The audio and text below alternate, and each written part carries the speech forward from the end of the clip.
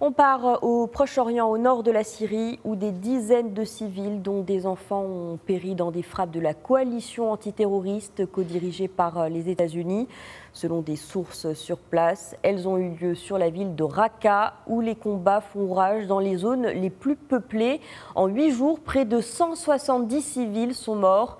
La coalition a confirmé avoir intensifié ses raids durant la semaine écoulée, avec plus de 250 frappes dans et autour de Raqqa, principal fief du groupe terroriste Daesh. Elle a indiqué vouloir enquêter sur ces victimes civiles. Pourquoi y a-t-il autant de pertes parmi les civils à Raqqa? Élément de réponse avec Jean-François Daguzan de la Fondation pour la recherche stratégique. Il répondait au micro de nos confrères de Radio Méditerranée Internationale.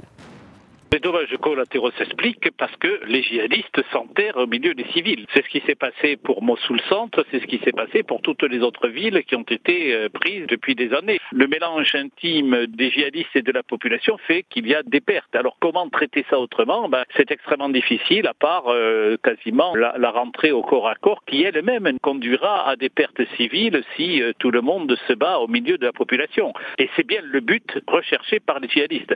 Alors l'opinion publique internationale, évidemment, s'émeut de ces violences.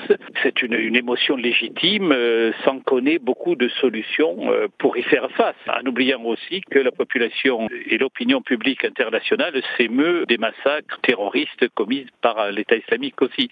C'est un jeu facile joué par l'État islamique de dire, voyez, ils sont exactement comme nous, et justifier les attentats terroristes de l'action de bombardement indiscriminé de la coalition.